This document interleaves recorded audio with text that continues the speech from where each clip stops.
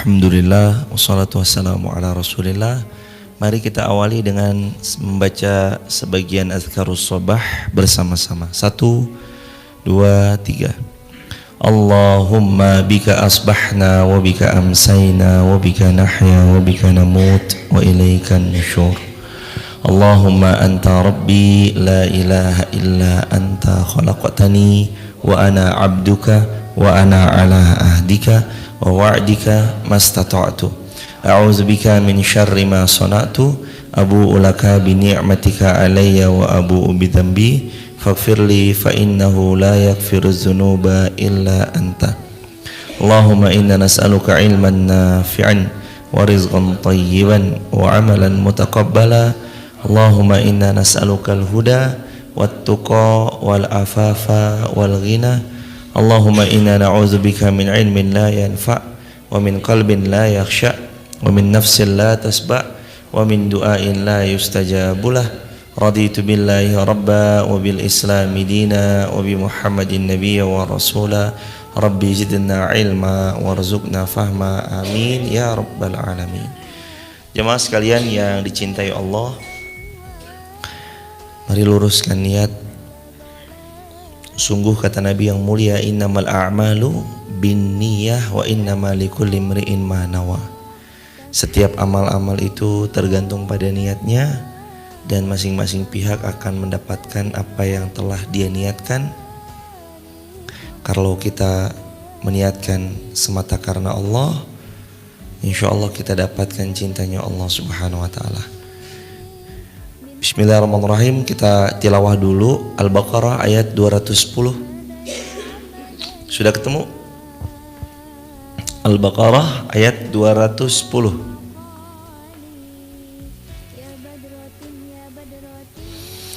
A'udzu billahi minasy syaithanir rajim. 1, 2, 3.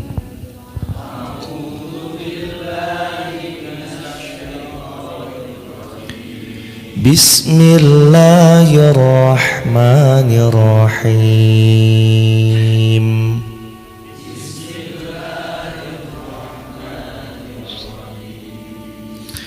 Hal yanzuruna illa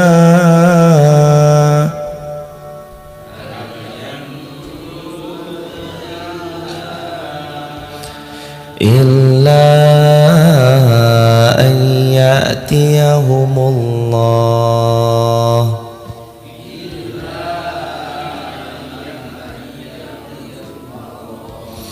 fi dhulalin minal ghamam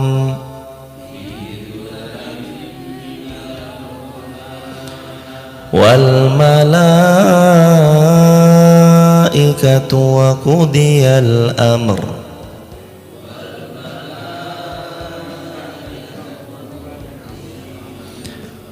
wa ilallahi turja'ul umur.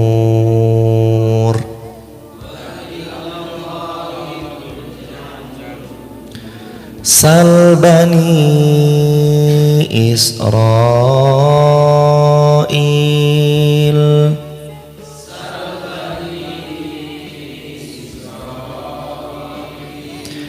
kam atainahum min ayatin bayyinah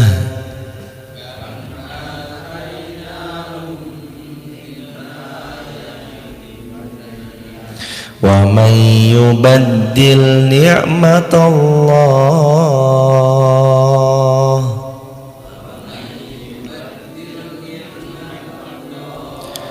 min ba'di ma ja'athu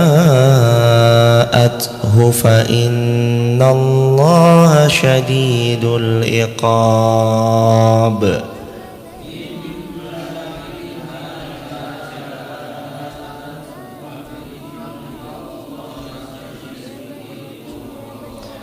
Zuyyina lilladzina kafarul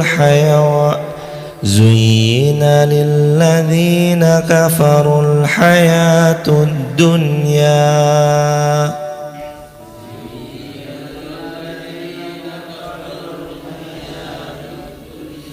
ويسخرون من الذين آمنوا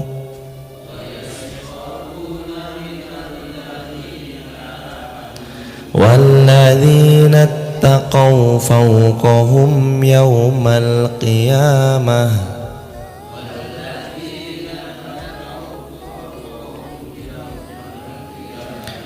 والله يرزق من يشاء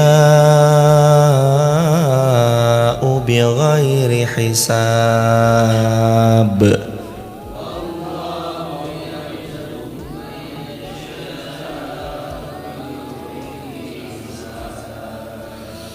Ayat 210 Allah berfirman yang artinya, tidak ada yang mereka nanti-nantikan melainkan datangnya Allah dan para malaikat-malaikatnya Allah pada hari kiamat dalam naungan awan, dan diputuskanlah perkara atasnya dan hanya kepada Allah sajalah dikembalikan segala urusan. Al-Imam Ibnu Katsir di sini beliau menjelaskan tidak ada yang mereka nantikan kecuali datangnya Allah dan malaikat pada hari kiamat dalam naungan awan, yakni pada hari kiamat untuk memberikan keputusan di antara semua manusia yang hidup lebih awal dan yang hidup terakhir, lalu setiap orang akan diberi balasan sesuai dengan amal-amalnya. Jika baik maka baiklah yang diterimanya, jika buruk maka buruklah yang diterimanya. Ibnu Katsir halaman 685. Hadirin, mereka orang-orang kafir maksudnya nggak menanti kecuali ya Allah cepat berikan keputusan nih. Karena pada hari itu mereka itu seperti digantung. Allah nggak mau ngelihat pada mereka, Allah nggak mau ngajak mereka bicara, Allah nggak akan mensucikan mereka. Walahum azabun alim, bagi mereka azab yang pedih lengkap. La yukallimuhumullah wala yanzuruna ilaihim wala yuzakkihim walahum azabun alim. Gak diajak ngomong, gak dilihat, gak disucikan, baginya azab yang pedih. Mereka tapi bingung nih, karena digantung dalam waktu yang lama. Orang-orang kafir, munafik, zindik, fasik digantung dalam waktu yang lama. Begitu Allah putuskan masuk neraka mereka bilang lagi apa? Ya Allah, matikan saja aku ya Allah. Karena di siksaan dalam neraka gak ada kematian, hidup terus. Dalam Al-Quran Allah jelaskan, kalau kulit mereka gosong, kami ganti dengan kulit yang baru, lalu mereka akan dipanggang lagi sampai gosong, diganti lagi kulit yang baru, begitu seterusnya. Liyazuqul azab. Allah berfirman agar mereka merasakan maksimal dari penderitaan atau siksaan yang akan menjumpai mereka. Na'udzubillahi min dzalik. Semoga kita dijauhkan dari siksa api neraka. Allahumma inna nas'alukal jannah wa na'udzubika minan nar. Allahumma inna nas'alukal jannah wa na'udzubika minan nar. Allahumma inna nas'alukal jannah wa na'udzubika minan nar. Kalau amalnya baik, fa khair, dia dapat kebaikan pasti yang dia terima. Wa insyar, tapi kalau buruk, fasyar, maka keburukan juga yang pasti dia akan terima. Dan kita kan sudah tahu ayatnya, gak ada apa yang kita lakukan gak dibalas di dunia ini, apalagi di akhirat. Faman ya'mal mithqala dzarratin khairan yarah wa may ya'mal mithqala dzarratin syarran yarah. Sekecil apapun dibalas, sekecil apapun Allah tahu. Jadi gak ada yang bisa disembunyikan pada hari itu, semuanya akan dibalas sempurna. Wa qudiyal amr wa ilallahi turja'ul umur. Allah kemudian berfirman, lalu diputuskan perkara atasnya, kalau baik-baik, kalau buruk-buruk. Wa ilallahi turja'ul umur, dan hanya kepada Allah sajalah dikembalikan semua urusan. Urusan kezaliman di dunia yang kita belum kelar, hanya kepada Allah itu dikembalikan. Urusan hutang piutang yang belum dibayar, hanya kepada Allah nanti itu dikembalikan. Urusan perbuatan orang yang gak mengenakan kita, fitnahnya mereka, ghibahnya mereka, Belum sempat kita membersihkan nama kita sudah kadung tercoreng karena lisannya. Itu urusan Allah nanti. Wa ilallahi turja'ul umur, dikembalikan kepada Allah. Kalau udah sampai seseorang dizalimi dia, dicurangi dia, dikhianati dia, diciderai amanahnya dia menghutangi orang, niatnya menolong tapi orang yang ditolong itu malah nggak tahu diri, nggak mau membayar hutangnya.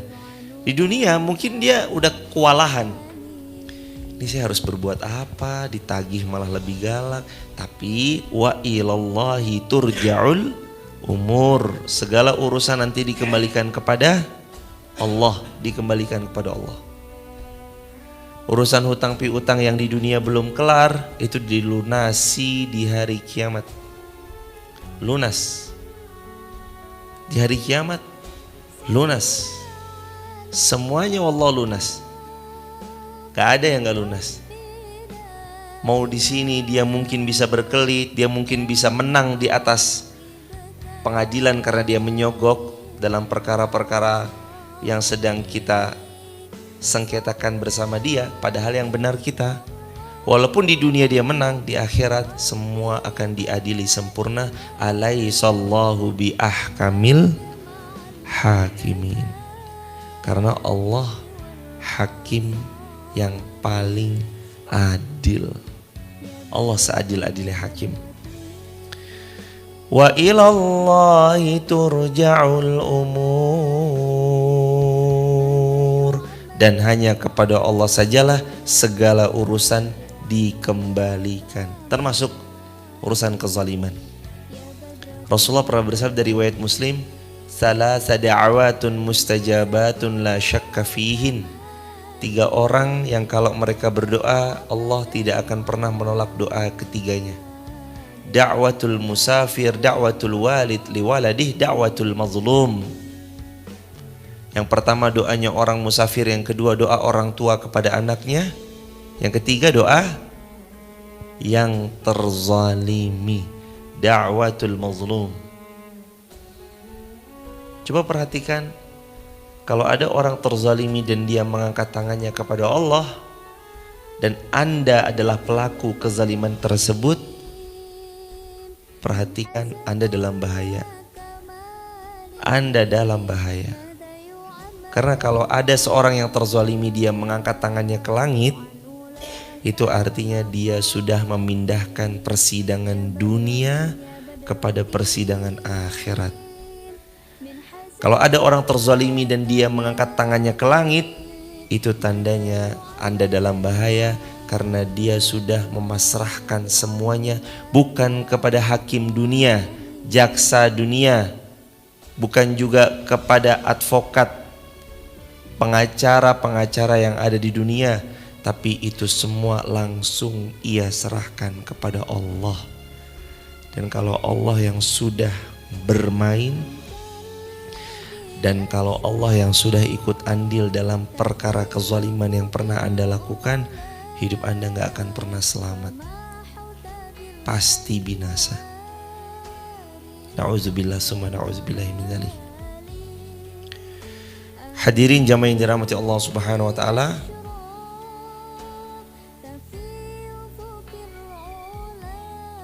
Sebagaimana Allah berfirman, "Kalla idza dukkatil ardu dakkan dakka wa jaa rabbuka wal malaku saffan saffa wa ji'a yawma idzin bi jahannam yawma idzi yatadzakkarul insan wa anna lahu dzikra." Allah berfirman, apabila bumi digoncangkan berturut-turut, gempa lagi, dan gempa lagi, dan gempa lagi lebih dahsyat. Wa jaa rabbuka wal malaku saffan saffa, dan ketika Rabbmu datang kepadamu sedang malaikat berbaris-baris. Dan pada hari itu diperlihatkan neraka jahanam, dan pada hari itu menjadi ingatlah manusia, tetapi ingatan mereka tidak lagi berguna. Dan Allah berfirman juga jemaah, hal yanzuruna illa an ta'tiyahumul malaikah aw ya'tiya rabbuka aw ya'tiya ba'du ayati rabbik Allah berfirman di Al-An'am 158, mereka menanti-nantikan tidak lain hanyalah kedatangan malaikat kepada mereka untuk mencabut nyawa mereka, atau kedatangan Rabb Allah maksudnya, atau kedatangan tanda-tanda dari Rabbmu Allah yang maha pemurah, Allah yang maha pengasih kepada mereka yang mereka harapkan belas kasihnya, tapi pada orang-orang kufar hanya siksaan yang mereka dapatkan. Abu Ja'far Ar-Razi, beliau meriwayatkan dari Ar-Rabi bin An-Nas dari Abu Aliyah tentang firman Allah yang tadi, mereka mengatakan para malaikat datang di bawah naungan awan, sedangkan Allah Subhanahu wa taala datang sesuai dengan kehendak Allah Subhanahu wa taala. Artinya walahum yunsarun, bagi mereka tidak akan pernah ada yunsarun. Apa yunsarun? Bagi mereka tidak akan pernah ada yang menolong. Wa ma lahum min nasir, nggak ada yang nolong mereka. Mau kolega-koleganya, orang yang dulu sering membiayai hidupnya, mengcover segala macam-macamnya, nggak bisa nolong mereka, nggak bisa nolong mereka. Mereka nggak ada penolongnya. Ayat 211, Sal bani Israil kam atainahum min ayatin bainah. Ketika Bani Israel ditanyakan kepada mereka, berapa banyak tanda-tanda kebenaran yang nyata yang telah Allah berikan kepada mereka. Kam atainahum min ayatim bayyinah, min ayatim bayyinah, berapa banyak ayat-ayat kebenaran sudah kami datangkan kepada kalian wahai Bani Israel. Wa may yubaddil ni'matallah, dan barang siapa yang menukar nikmat Allah setelah datangnya nikmat itu kepada mereka, yarhamukallah, maka sesungguhnya Allah sangat keras siksanya kepada mereka. Wa may yubaddil ni'matallah mim ba'di ma ja'athu fa innallaha syadidul iqab. Nikmat apa yang dimaksud? Ayo kita lihat bagaimana para ulama menjelaskan. Nikmat yang dimaksud yang pertama nikmat iman. Yang kedua nikmat istiqamah.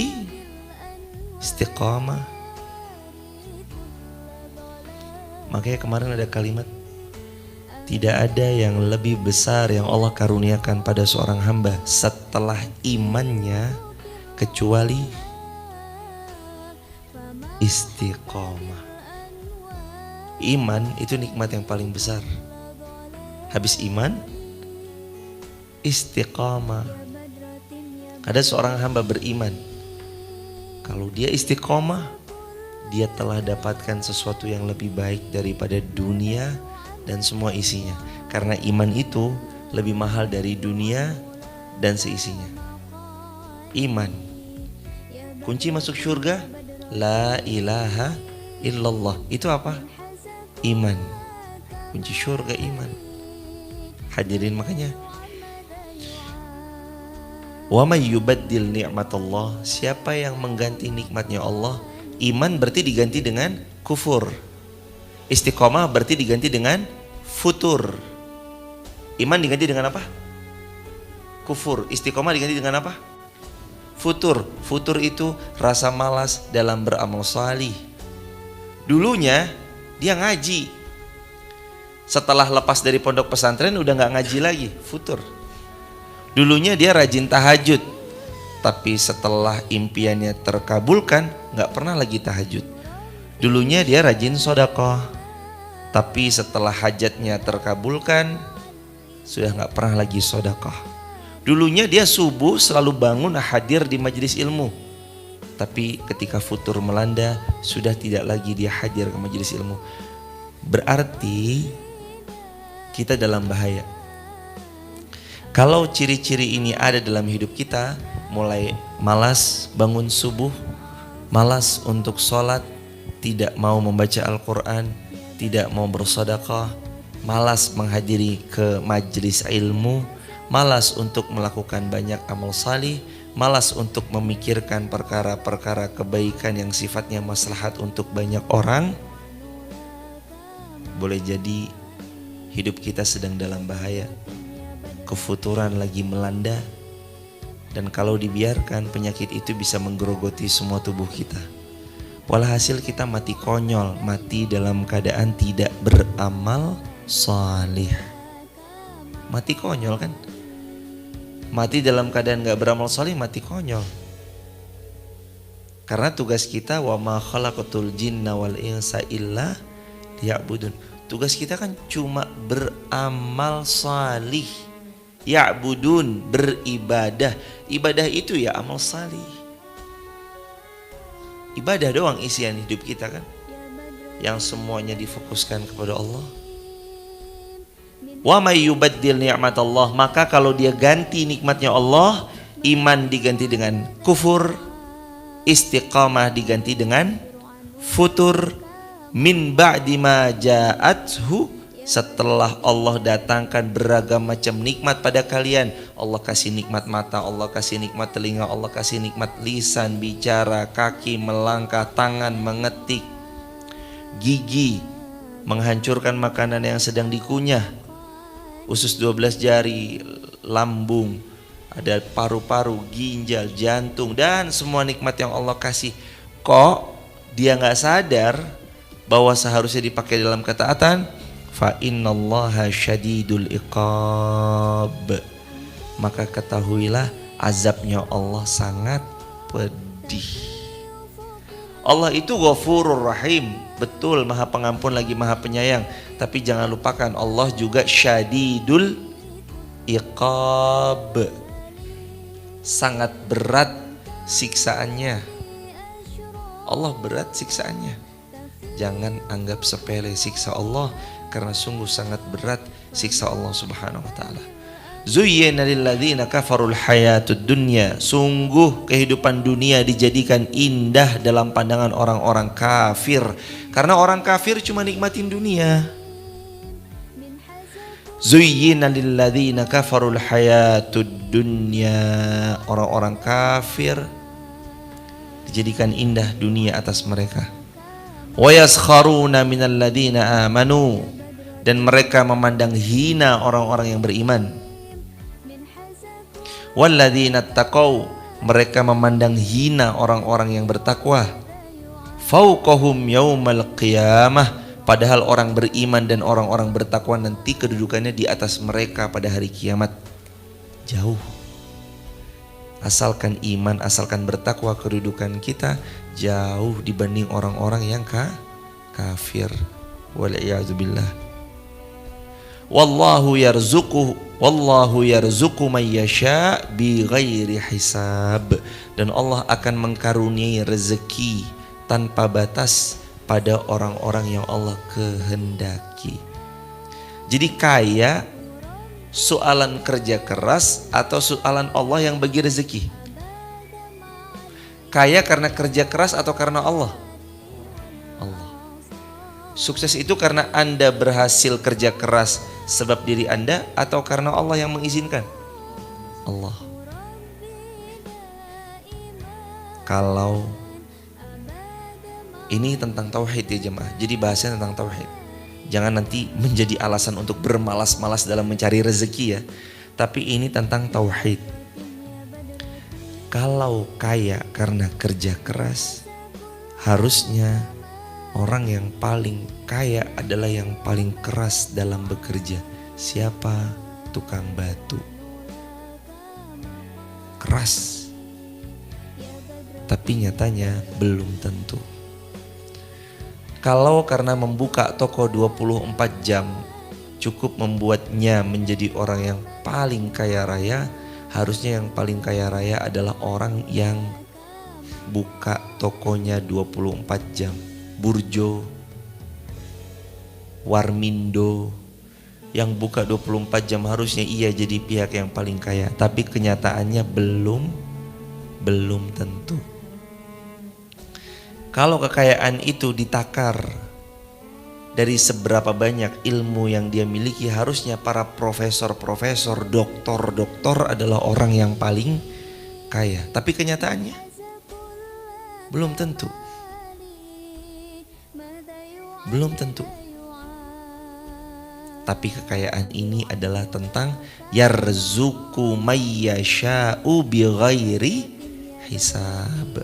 Allah memberi rezeki kepada siapa yang Allah kehendaki.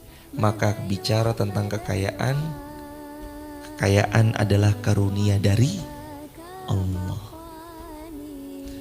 Ada orang gak kerja keras, tahu-tahu jadi orang kaya. Kenapa?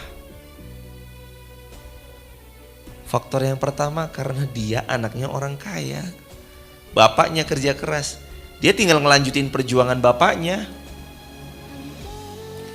Bapaknya dulu bangun A, bangun B, bangun C, bangun Z, dia tinggal ngelanjutin aja. Dia gak ikut usaha, gak ikut pusing mikirin, kulakan, belanja barang, manajemen, mengatur gimana cash flow dan apa segala macamnya. Udah dirintis sama bapaknya, dia tinggal ngelanjutin doang. Jadi orang paling kaya. Atau bahkan ada orang gak berusaha, tiba-tiba dapat warisan. Ya rahmukallah. Atau ada orang tiba-tiba dia Allah kasih hadiah menang undian 1 unit Mercedes-Benz, begitu dijual harganya 1 miliar. Kekayaan itu tentang Allah yang mau ngasih. Makanya sahabat TikTok, YouTube, Instagram, hari ini yang di rekening ada 10 juta, 100 juta, punya uang 1 miliar, atau bahkan mungkin lebih daripada itu beserta aset-aset yang tersebar di mana-mana. Ingat bahwa Allah yarzuqu mayyasha bighairi hisab. Allah yang kasih rezeki mayyasha kepada siapa yang Allah mau. Maka kenapa uang Anda hari ini 10 juta, 100 juta, 1 miliar? Karena Allah mau uang itu ada di tempat Anda. Makanya uang itu ada di rekening Anda. Terus apakah Allah gak menginginkan sesuatu? Apakah Allah gak menginginkan supaya kita menyalurkan di tempat yang baik? Yarzuqu mayyasha, Allah kasih kepada siapa yang Allah mau kasih. Allah bagi kepada siapa yang Allah mau bagi. Allah berikan kepada siapa yang Allah kehendaki. Karena Allah want something from us. Allah want something from us. Allah mau sesuatu dari kita. Tulis di kolom komentar ya sahabat. Allah want something from us.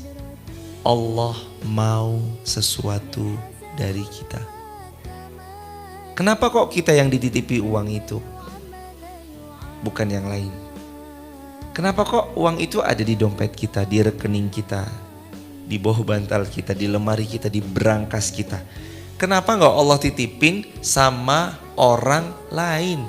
Itu karena Allah ingin kita mengelolanya dengan baik. Haqqul lisaili wal mahrum. Ada hak-hak orang yang minta ataupun yang menjaga dirinya dari meminta-minta. Ada hak mereka yang harus kita sadar, kode dari Allah yang harus kita jemput. Ada pihak yang harus kita bahagiakan, kita sumringahkan dengan senyuman. Ada sesuatu hal yang Allah mau kita ikut mengalokasikan rezeki dari Allah kembali kepada Allah, bukan uang kita. Sekali lagi, uang siapa? Uangnya Allah, bukan uang kita. Makanya Nabi itu mengajarkan konsepnya, dulu sering saya ucapkan, Allahumma hadza minka walaka. Riwayat Tirmidzi. Ketika Nabi hendak berkurban, Nabi salah satu yang dibaca beliau, Allahumma hadza minka, ya Allah ini dari siapa? Darimu ya Allah. Allahumma hadza minka, ya Allah ini darimu ya Allah, walaka, kembali kepada Allah. Rumus bersedekah dicatat di screen video, sebarluaskan. Rumus bersedekah itu bukan dengan kalimat ya Allah ini uang saya ya, saya sedekahin. Bukan. Tapi rumus bersedekah itu adalah Allahumma hadza minka walaka. Ya Allah, ini semua darimu kembali kepadamu. Itu rumus sedekah. Dan kalau sudah mengeluarkan harta di jalan Allah, kita hafal rumus kita. Bil, B berikan, I ikhlaskan, L lupakan. Bil, B berikan, I ikhlaskan, L lupakan. Dah. Dan kita harus tahu ini dari Allah kembali kepada Allah. Itu hadis riwayat Imam Tirmidzi, pola dalam memberi, ajaran baginda Nabi Sallallahu Alaihi Wasallam. Nabi yang ngajarin. Allahumma hadza minka walaka ya Allah. Ya Allah, ini darimu kembali padamu. Bukan ya Allah, ini dari saya. Ya Allah, ini kerja keras saya. Ya Allah, ini. Bukan selalu dan melulu tentang kita. Bukan selalu dan melulu tentang kita. Tapi ini tentang bagaimana Allah hebatnya menolong kita. Maka teman-teman tulis di kolom komentar. Bukan kita yang hebat, tapi Allah yang menghebatkan. Tulis di kolom komentar. Bukan kita yang hebat, tapi Allah yang menghebatkan. Yang menghebatkan itu Allah, bukan kita. Bukan karena kita mampu, tapi Allah yang memampukan. Bukan karena kita berilmu, tapi Allah yang memberi ilmu. Bukan karena kita kerja keras, tapi Allah yang memberikan kita kesempatan untuk kerja keras. Secara ranah tauhid, maka keakuan ini karena saya itu nggak ada. We are nothing. Kita nggak ada apa-apanya. Allah is everything. Hanya ada Allah aja di benak kita karena Allah segala-galanya buat kita. Bukan kitanya. Bukan kita yang hebat, tapi Allah yang menghebatkan. Ini konsep dalam Al-Quran, surah Al-Baqarah ayat 212. Wallahu yarzuqu man yasha. Wallahu yarzuqu man yasha'u bighairi hisab. Allah memberi rezeki kepada siapa yang Allah inginkan tanpa batas. Allah mau Mas Bama nanti jadi kaya, mudah bagi Allah. Haqqan jamaah, mudah bagi Allah membuat Mas Bama jadi kaya raya. Tiba-tiba ada seorang wanita kaya raya mengajukan diri, Mas Bama tolong nikahin aku ya. Akhirnya nikah sama orang kaya raya. Bisa aja jemaah. Waduh, bisa aja. Tapi kan solihah dulu, benar, jelas kata Nabi SAW, tungkahul mar'ah li arba, wanita dinikahin karena 4, li jamaliha, wali maliha, wali hasabiha, wali diniha. Rata-rata laki-laki ngelihat perempuan awalannya cantik dulu, berikutnya hartanya gimana, berikutnya nasabnya gimana. Agama kadang diakhirkan. Makanya Nabi menegaskan, fadfar bizatiddin taribat yadak, fokus cari perempuan yang baik agamanya, tanganmu gak akan pernah berdebu.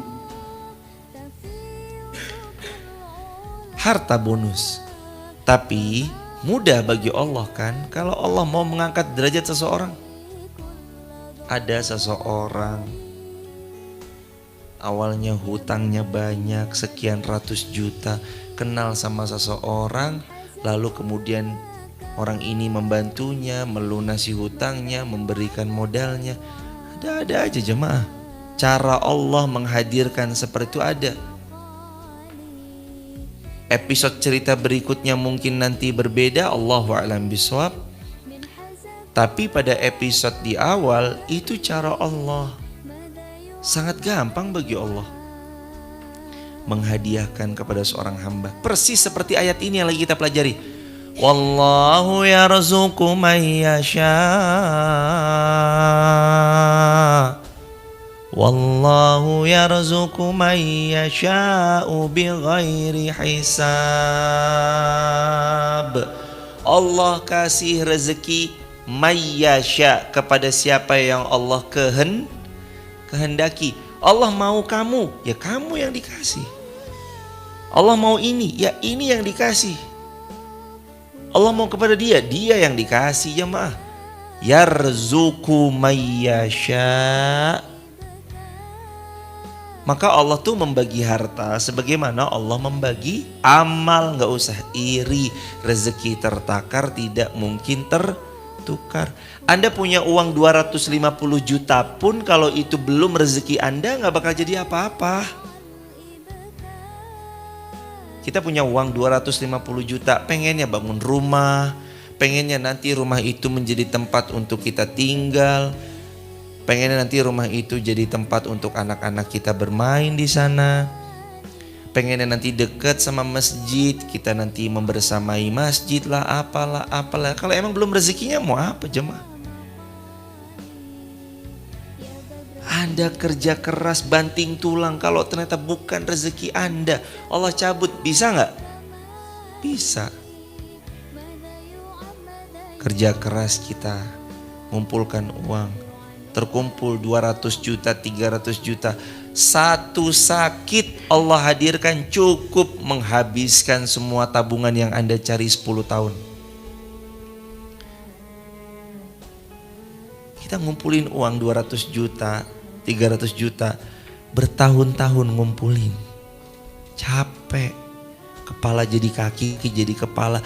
Tiba-tiba Allah uji dengan satu sakit, habis semua uang yang 10 tahun atau belasan tahun dikumpulkan. Bisa atau enggak? Piece of cake, sangat mudah bagi Allah. Ngambil semuanya. Kita kulaan, kita dagang, sampai lupa sholat, sampai lupa waktu, sampai lupa Allah manggil, sampai lupa zakat, infak, sedekah. Pokoknya dagang, cuan. Kulaan. Allah ambil itu barang dagangan yang penuh sesak di toko, di kedai, di restorannya. Bisa atau enggak dalam beberapa waktu? Bisa. Hei jago merah, wahai api, bakar kedainya hambaku. Allah bilang gitu, bisa gak? Akhirnya semua barang dagangan yang seharga total hampir 1 miliar dan semua aset-asetnya, bifet-bifetnya, rak-raknya, mejanya, kursinya, semua peralatan dapurnya hangus, terbakar semua. Gampang bagi Allah. Wallahu yarzuqu man yasha. Allah yang kasih rezeki kepada siapa yang Allah kehendaki.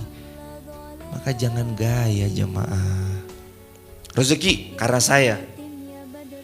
Rezeki karena emang saya pintar, cerdas, saya paham. Itu wasilah. Tapi kan ada pola rezeki Ustadz. Pola rezeki itu harus diikhtiarkan, harus begini. Bangun reseller, bangun member, bangun kaki di bawahnya lah, apalah segala macam lah. Bangun lagi nanti ada orang yang lebih banyak menjualkan apa barangan yang kita punya. Itu wasilah. Itu apa? Wasilah. Perantara. Penyambung rezeki yang datang pada Anda itu perantara, wasilah.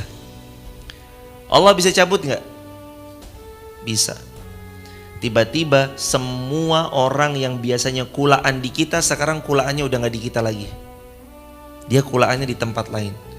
Orang yang biasanya jualin barang dagangan kita, tiba-tiba dia menjualkan barang dagangannya orang. Dan gerbong di belakangnya semua menjualkan itu semua.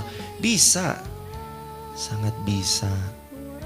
Allah itu kasih rezeki kepada siapa yang Allah mau. Yarzuqu man yasha. Allah kasih rezeki kepada siapa yang Allah mau bagi. Jangan sombong, jangan sesumbar, semua hanyalah titipan. Ilmu titipan, harta titipan, pakai untuk nolong agama Allah. Nyawa pun, bahkan nyawa kita punya kita atau titipan?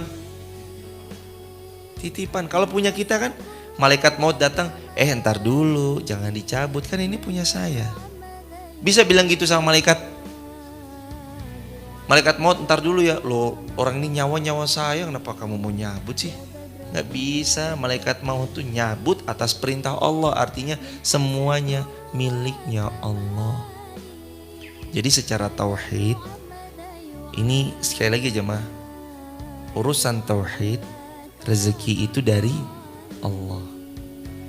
Tapi tugas kita nanti urusan dunia, manusia itu Allah perintahkan, ma innallaha la yughayyiru ma biqaum hatta yughayyiru ma bi anfusihim. Allah enggak merubah nasib kita kecuali kalau kita mau merubah nasib kita. Artinya kita punya kewajiban ikhtiar terbaik. Itu ranah kita. Ikhtiar dengan ikhtiar yang terbaik. Itu ranah kita. Jadi ranah kita itu ikhtiar terbaik. Lakukan, do it, lakukan aja, do it, lakukan yang terbaik, karena itu ranah kita. Wallahu yarzuqu man yasha'u bighairi hisab. Dan dialah Allah yang memberikan rezeki kepada orang yang dia kehendaki bighairi hisab, tanpa batas. Artinya kata Al-Imam Ibnu Katsir di halaman 688, Allah memberikan rezeki kepada siapa yang Allah mau bagi dari hamba-hambanya yang Allah pilih, dan Allah memberi karunia kepadanya secara berlimpah, tanpa batas, tanpa hitung-hitungan, baik di dunia maupun di akhirat. Allah tuh kalau udah ngasih gak hitung-hitungan. Nafas gratis apa bayar? Mata ngeliat gratis apa bayar? Gigi bisa ngunyah gratis atau bayar? Lidah bisa mengecap rasa gratis atau bayar? Itu jantung yang tiap detik berdetak. Anda tidur pun dia tetap bekerja. Gratis atau bayar? Gratis. Semua gratis.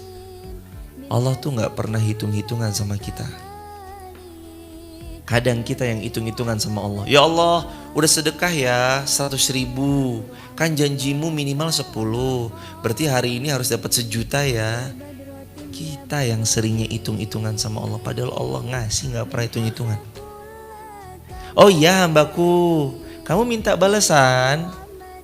Kamu sedekah 100.000 minta minimal 10 kali lipat.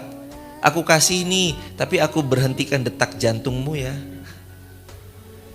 Ya Allah, jangan, belum siap mati ya Allah, belum siap mati. Ayo loh, gimana jemaah? Oh ya, kamu hitung-hitungan sama aku ya. Ini aku kasih 10, tapi aku ambil tanganmu yang kanan ya. Aduh. Kayak apa rasanya Anda dikasih 10 kali lipat dari sedekah Anda 100.000, dikasih ganti 1 juta, tapi tangan kanan Anda diambil. Milih mana? 1 juta apa tangan kanan? 1 juta atau tangan kanan? Ya tangan kanan jemaah. Mahal nih hadirin. Makanya Allah mengingatkan, Allah memberi berkah yang berlimpah tanpa batas kepada hamba yang Allah pilih. Jadi kita dipilih, dikasih rezeki itu orang-orang terpilih. Pakai untuk nolong agama Allah. Ngelihat ada yang doyong, Ustadz, musola di rumah saya itu doyong tuh, bantu. Kemana aja, bantu. Ada guru ngaji di kampung yang ikhlas, yang menyampaikan yang hak Al-Quran, firman Allah, hadis Rasulullah. Guru ngaji di kampung ini sangat terbatas. Sangat perlu kita membersamainya dalam perjuangan beliau di kampung, di desa. Bantu mereka jemaah. ada yang tulus banget, ikhlas. Beliau ini ngajar TPQ, ngajar TPA, tapi minim apresiasi. Bantu jemaah. Di desa-desa Anda, di tempat Anda tinggal, bantu bersamai. Kata Al-Imam Ibnu Katsir, an-nasu ma'a syuyukhihim. Hendaknya manusia itu selalu bersama gurunya. Maksudnya bersama gurunya, ya menemani perjuangannya, ya membersamai derap langkah dakwahnya. Kalau beliau butuh fasilitas dan kita bisa memfasilitasinya, kenapa enggak? Lagi butuh apa Pak Ustadz? Ini untuk anak-anak TPQ, TPA. Lagi insya Allah kita lagi mau beli Al-Quran. Al-Qurannya udah pada robek. Ya baik Pak Ustadz, butuh berapa? Oh santri di sini baru 12. Ya nanti saya belikan 13. Bersamai jemaah, bersamai. Apalagi yang terpencil di tengah-tengah perdesaan, perkampungan, belum tersentuh teknologi. Ada banyak loh guru-guru yang ikhlas. Mereka gak ngerti sosial media, mereka gak me-live streamingkan kajian, mereka gak me-live streamingkan kalau mereka ada taklim. Tapi beliau nih guru-guru yang ikhlas, bantu beliau-beliau. Sambangi rumahnya, datangi. Jamaah, an-nasu ma'a syuyukhihim. Manusia harus senantiasa membersamai guru-gurunya. Kalau saya sama yang jauh aja, silakan. Karena manusia punya kecenderungan. Mungkin kurang berkenan sama yang dekat, atau mungkin bagaimana, ada persoalan mungkin di sebuah wilayah, atau mungkin terlalu materialistik, atau mungkin gimana-gimana. Silakan aja. Tapi selama Anda punya guru, jadikan orang itu sebagai guru. Selama Anda bisa menjadikan satu orang alim sebagai jembatan Anda dengan surga dan jauh daripada neraka, jadikan satu orang alim. Jadikan satu orang alim sebagai jembatan Anda masuk surga dan jauh dari neraka.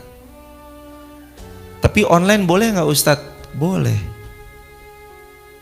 Dengan syarat, kalau bisa Anda ketemu, jumpa langsung dengan beliau, duduk di majelis ilmunya beliau, hadir ke kajiannya beliau, hadir di majelis taklimnya beliau, datangi. Kalau pas lagi deket ngaji misalkan di kotanya Anda, datangi. Jangan ditinggal, jangan di skip, datang. Saya mau ketemu siapa? Guru saya. Karena hari ini orang bisa menimba ilmu, salah satunya lewat sosial media. Dan pastikan itu orangnya ada di dunia nyata jemaah. Jangan-jangan yang Anda ambil itu robot. Jangan-jangan yang Anda ambil itu akun fake. Maka pastikan orangnya ada juga di dunianya nyata. Begitu. Karena sekarang kan ada ya meta human. Ada meta human. Meta human itu adalah manusia yang hanya ada di dunia maya. Contoh, Spider-Man itu dunia nyata ada gak? Gak ada. Ya itu film tapi cukup membuat akalnya anak-anak kita itu mempercayai hal itu.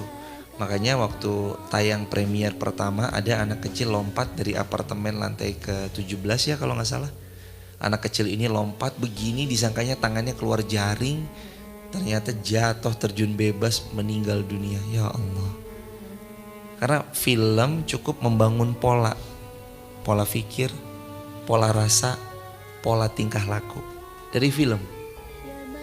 Makanya 4F, ingat 4F? Fun, food, fashion, film. Fun, food, fashion, film. Itu mengubah. Dari cara berpakaian aja udah ketahuan. Wah ini cara berpakaiannya, berpakaian ala-ala apa gitu. Dari cara dia mengkonsumsi makanan aja ketahuan. Dari cara dia Funnya orang beriman kan ngaji ya. Ya nggak sih? Orang beriman itu nyari fun di mana? Idza marartum riyadil jannah farta'u. Kalau kamu mau senang, coba datang tuh ke taman-taman surga kata Nabi. Ya Nabi, taman surga tuh mana? Majlis ilmu. Artinya fun buat orang-orang beriman ya ngaji, ya baca Quran, ya sedekah, ya ketemu orang salih, ngecas satu sama lain, kumpul sama orang salih. Itu funnya orang beriman. Orang beriman tuh gak mencari kesenangan pada minuman khamar. Orang beriman tidak mencari kesenangan pada apa yang Allah haramkan. Nyari kesenangan cara gimana? Pacaran. Hai beb, udah tahajud belum? Udah sahur belum? Jangan lupa sahur ya. Enggak, orang beriman, tulis di kolom komentar sahabat. Orang beriman tidak mencari kesenangan pada yang diharamkan. Orang beriman tidak mencari kesenangan pada yang diharamkan. Enggak. Senengnya mereka tuh kalau mereka ngaji, sholat, kumpul orang salih. Nabi aja, Nabi pernah bilang sama Sayyidina Bilal bin Rabah, ya Bilal arihna bis, ya Bilal arihna bis sholah. Wahai Bilal, arihna. Apa arti arihna? Gembirakanlah aku. Artinya funnya Nabi itu, senengnya Nabi kalau Nabi sholat. Ya Bilal, arihna bis sholah. Wahai Bilal, saya mau tenang hidupnya, saya mau tentram, saya mau senang. Kumandangkan azan, saya mau sholat. Allahu Akbar. Jadi funnya orang beriman tuh bukan yang diharamkan. Funnya orang beriman tuh dengan ketaatan. Itu fun. Itu jemaah. Allahu Akbar walillahilhamd. Jadi Allah memberi rezeki yang berlimpah, karunia tanpa batas bagi orang yang Allah kehendaki. Maka ayo kita pakai semua untuk menolong agama Allah. Barakallahu fikum. Terbuka lebar bagi jamaah. Semoga Allah memuliakan jamaah semuanya. Kalau ada yang mau membersamai di grup WhatsApp kajian saya, bisa tap link di bio, sebut nama, asal kota, asal negara. Terima kasih waktu luangnya. Terima kasih paket data dan kuota-kuotanya yang dipakai untuk ngaji belajar bersama di pagi ini. Terima kasih untuk tap-tap layarnya. Terima kasih atas gift-gift terbaiknya yang gak pernah mungkin bisa kami membalasnya. Terima kasih atas waktu luang yang begitu berharga yang jamaah luangkan untuk belajar bersama di pagi ini. Satu yang kami minta dengan nama-nama Allah yang husna dan sifat-sifat Allah yang mulia, semoga Allah mengganti itu semua dengan syurga firdaus tanpa hisab untuk jamaah online dan jamaah offline Masjid Fatimah Garung Wonosobo. Amin ya rabbal alamin. Waktu dan tempat untuk tanya jawab dipersilakan. Silakan Mas Adi.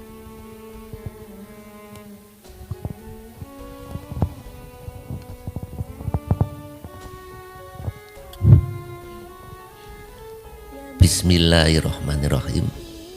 Assalamualaikum warahmatullahi wabarakatuh. Semoga Allah merahmati, meridhoi dan melindungi Pak Ustadz, kita semua dan seluruh kaum muslimin. Izin 2 pertanyaan Pak Ustadz. Yang pertama sesuai topik, yang kedua mohon maaf tidak sesuai topik. Yang pertama sesuai topik tapi agak mundur atret sedikit. Ayat 208. Ayat 208 Al-Baqarah ini yang artinya, wahai orang-orang beriman, masuklah ke dalam Islam secara keseluruhan.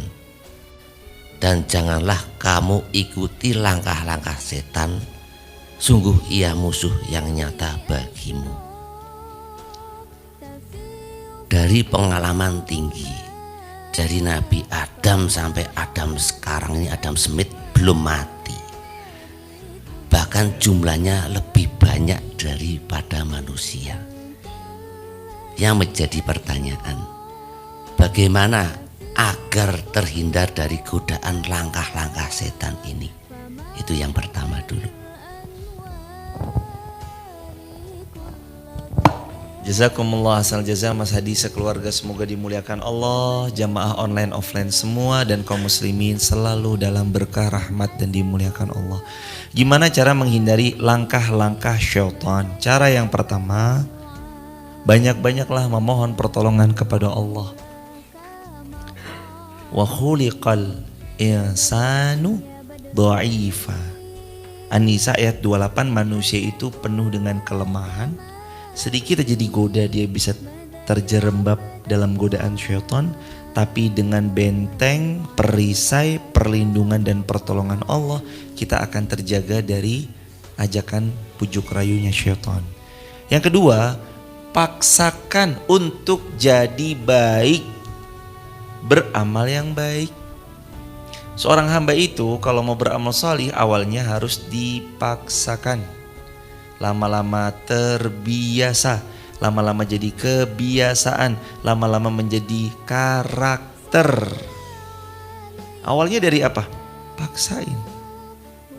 Pagi bangun, sholat, tahajud, sholat, subuh, paksain ngaji. Jangan sampai gak ngaji.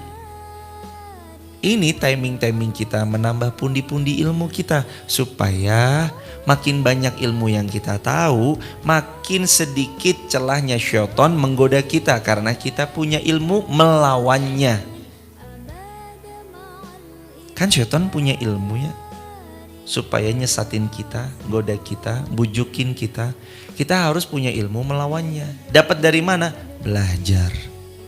Maka itu jawabannya Mas Hadi, semoga terjawab. Allahu a'lam bishawab. Barakallahu fikum.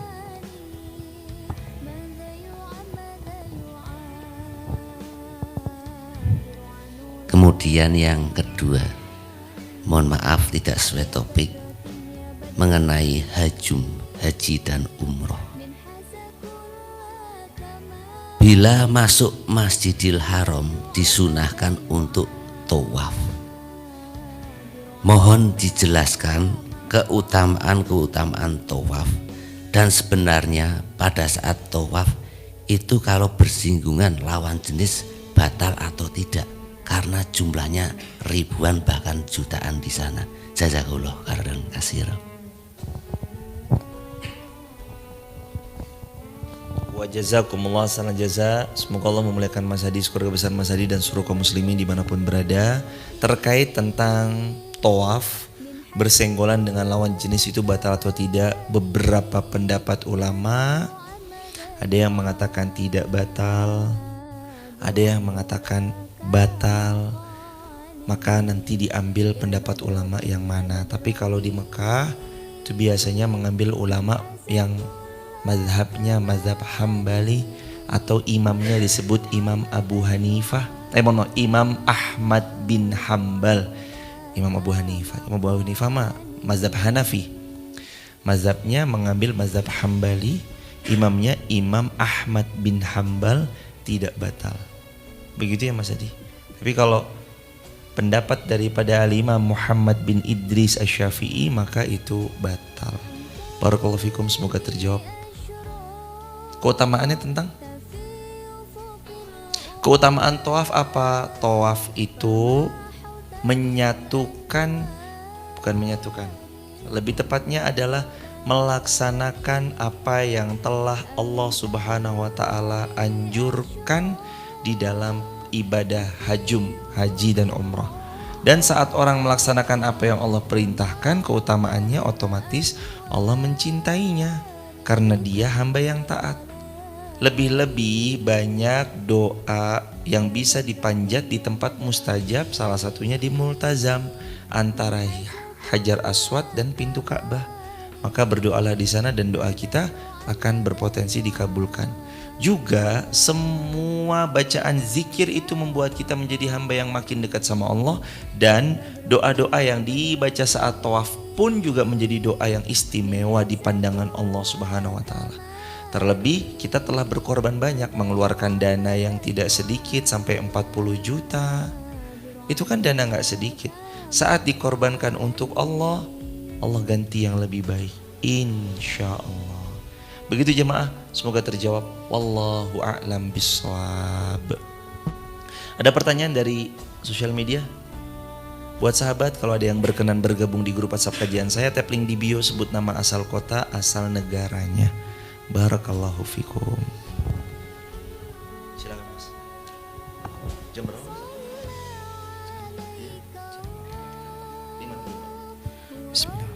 Assalamualaikum warahmatullahi wabarakatuh. Semoga Ustaz dan jamaah dan kaum muslimin selalu dirahmati dan diberkahi Allah. Pertanyaan titipan Ustaz dari WA dari Ibu Titik di Borobudur. Assalamualaikum Ustaz, izin bertanya. Mana pertanyaannya, setelah pulang umroh kenapa sholat tahajud rasanya lempeng, nggak ada rasanya, agak nggak mesra gitu sama Allah. Apakah umrohnya ada yang salah? Tapi sholat duha rasanya nikmat, jadi yang nggak berasa sholat tahajud. Jazakumullah khairan Ustaz. Semoga Allah memuliakan yang bertanya seluruh kebesaran seluruh kaum muslimin dimanapun berada. Al-imanu yazidu wa yantaqis, yazidu bit-ta'ah wa yantaqisu bil ma'siyah. Iman naik karena taat, iman turun karena maksiat. Coba tanyai diri kita, kalau kita nggak ada rasa getaran-getaran, kalau kita sedang dalam keadaan tahajud, maksiat menjadi salah satu penyebabnya. Maka coba dilihat, karena boleh jadi kita sedang bermaksiat. Maksiat itu yang membuat sholat jadi nggak nikmat, ataupun yang lainnya. Maka perbaikinya dengan taat kepada Allah. Paksakan hadir rasa nikmat itu dalam sholat-sholat kita. Begitu, semoga terjawab. Allahu a'lam bishawab. Jamaah yang dirahmati Allah, terima kasih banyak sudah bertanya. Mohon maaf atas pertanyaan yang belum bisa terjawab karena keterbatasan waktu. Insya Allah mudah-mudahan lain kesempatan akan lebih banyak pertanyaan yang dijawab. Alhamdulillah, Masjid Muhammad Al-Fatih sudah dipakai sejak 14 November 2022 dan kini naik tiang-tiang lantai 2-nya sudah dicor beberapa. Nanti pelan-pelan kita beli besi untuk bangun lantai atasnya, dan nanti akan ada tempat untuk yang ngampu di sana juga. Ada Mas Topan, Ustadz Ilham. Insya Allah nanti pun akan bertempat tinggal di dekat masjid itu untuk menggawangi masjid tersebut, untuk jaga masjid tersebut, beserta saya juga akan ikut andil di sana dengan sama-sama kita nanti berjuang di sana, dan di sini juga akan terus sebagai tempat yang dipakai di dalam mensyiarkan agama Allah. Bagi jamaah kalau ada yang mau ikut terlibat dalam proyek amal jariah, wakaf daripada pembangunan masjid dan pembangunan segala macamnya yang ada di sana, bisa tap link di bio ya jemaah, atau nanti bisa lihat langsung supaya langsung melihat, oh ini ya bangunannya, oh ini ya tanahnya. Ahlan wa sahlan kalau ada yang mau membersamai.